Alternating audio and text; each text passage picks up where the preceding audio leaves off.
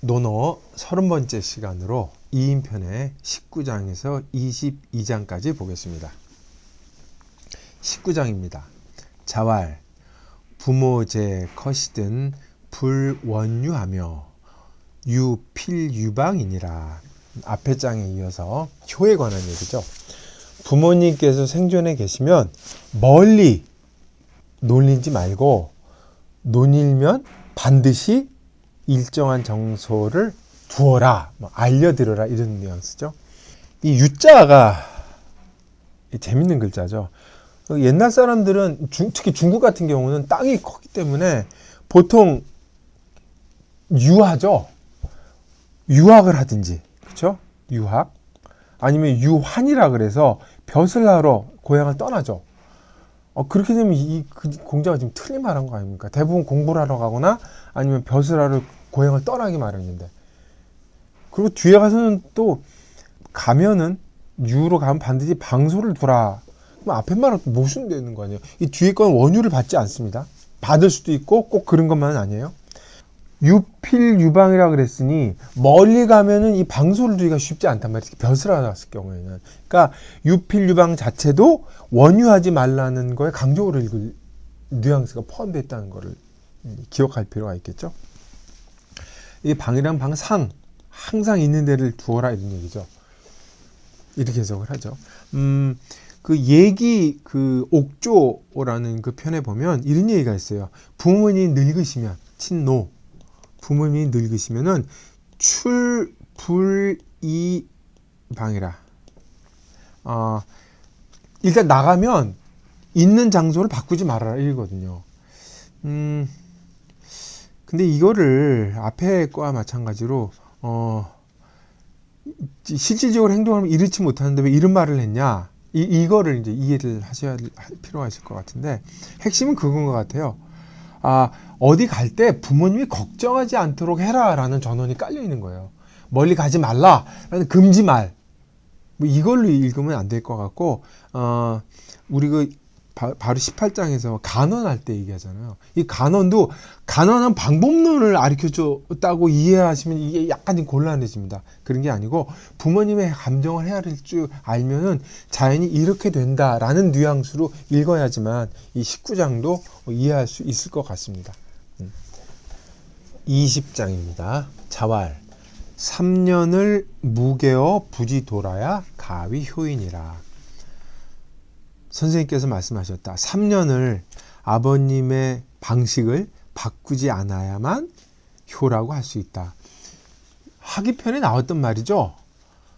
부모님이 살아계실 때는 그 뜻을 보고 부모님이 돌아가시면 그 행동을 본다. 얘기가 앞에 전단이 있고 이제 하단이 이게 있는데 이 하단만 나와 있는 거 아니에요. 그래서 논어편에 보면 중출이라, 주석에 보면 2번 나온 거다. 그래서 앞에 하기편에 나왔다고 그냥 패스를 하죠. 근데 이거를 파고드는 사람들이 있어요. 왜 이게 똑같은 얘기를 2번 했을까? 그리고 더군다나 똑같은 얘기를 하면 문제가 없는데 왜 아랫부분만 나와 있고 위엔 탈락됐을까? 라고 파고드는 사람이 있어요. 그 생각해 볼 만한 문제인데 왜 그러냐? 논어는 후대에 편집된 것이기 때문에 편집이 어떻게 되고 왜 그렇게 편집됐는지를 읽을 수 있는 단서가 여기 있다고 생각을 하는 거죠. 그러니까 의미가 문제가 아니라 논어 텍스트의 구성 문제를 이제 생각을 하는 거예요. 논어에는 겹치는 말이 이거만큼 몇 번 보여요. 근데 이거는 첫 번째 이제 사람들이 흔히 하는 얘기는 공자께서 제자한테 누차 몇 번을 말했기 때문에 듣는 사람마다 달라서 듣는 사람이 같은 말이라도 듣는 사람이 다르기 때문에 이렇게 겹치는 일이 벌어진다.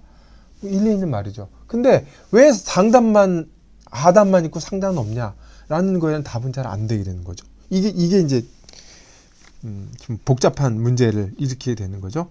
그래서 이걸 어떤 사람은 자왈이라고 할 때 와를 공자께서 자신의 생각을 직접 말한 것만이 자왈이라고 다 한 게 아니라 자왈이라고 했을 때는 그 이전에 있었던 아니면 당대에 통용되는 속담이나 격언이나 뛰어난 말을 해준 말이라고 생각하는 사람들이 있어요.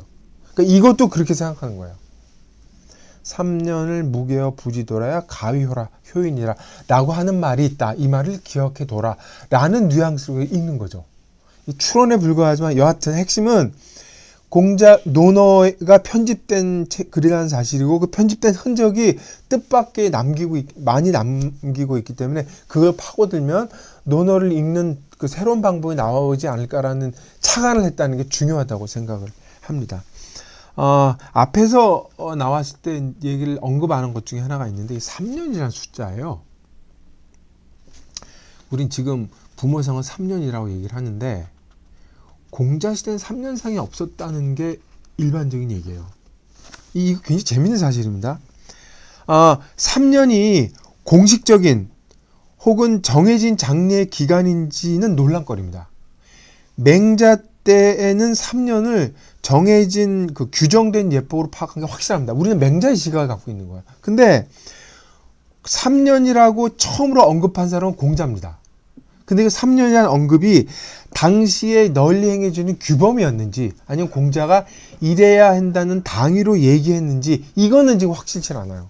다만 암시했던 것만은 사실입니다.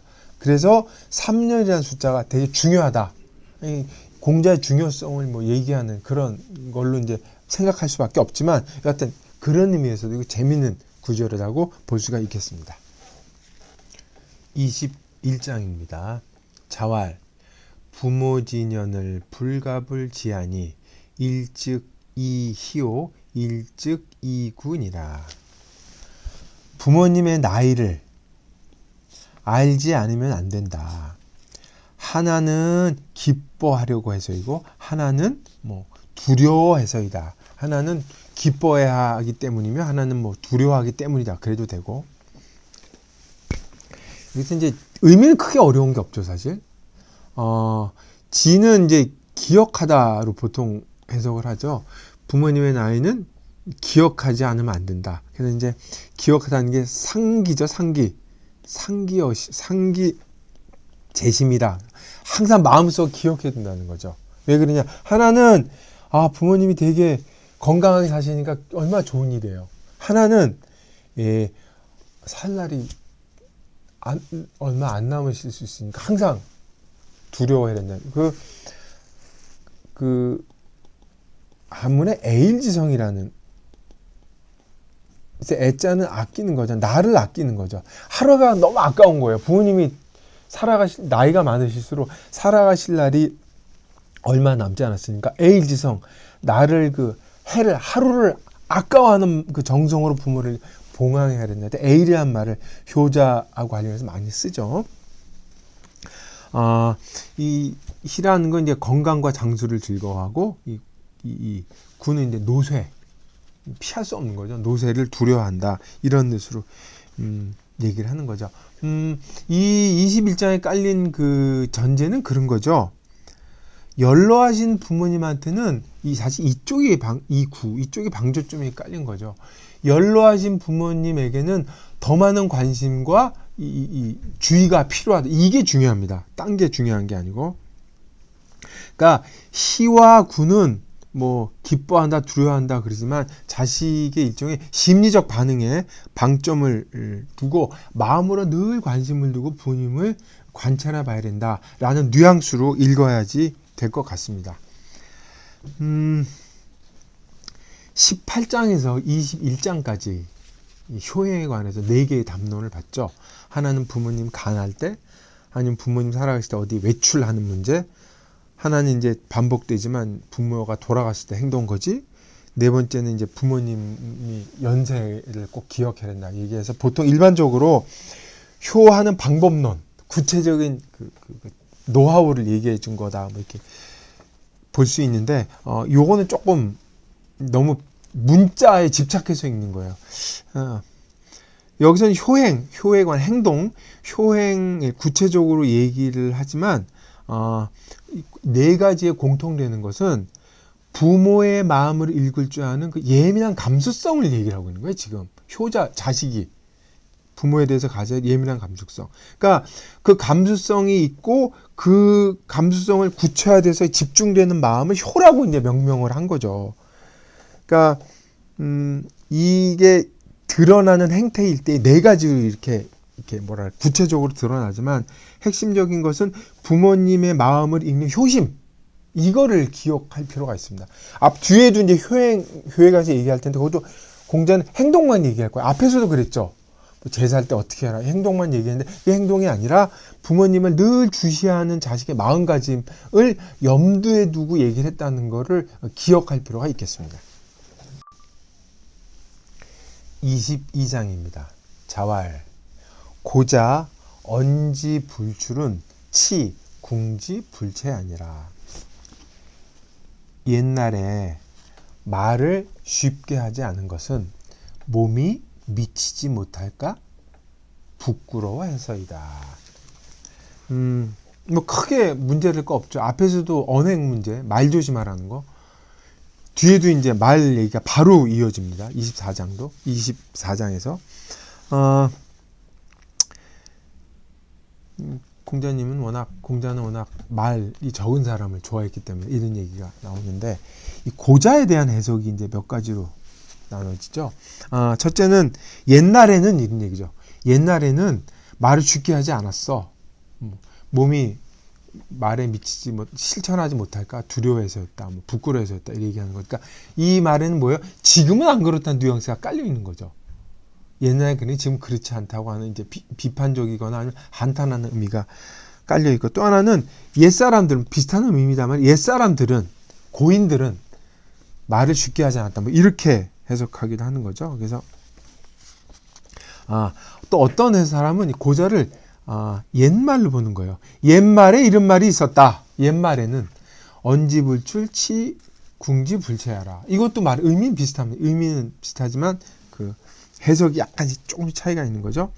그래서 다른 판본에 보면 지자를 집어넣었어요. 고지언자, 고지자 이렇게 해석을 하는 게 이제 이런 다양한 해석을 가능하게 하는 그 근거가 되는 거죠. 판본이 다르기 때문에. 여하튼 그 실천하기 어려움, 말보다는 실천하기 어려움에 관련돼서 한 공자의 늘 하는 말씀이라는 걸 기억할 필요가 있겠습니다. 네, 이상 30번째 강의를 마치겠습니다.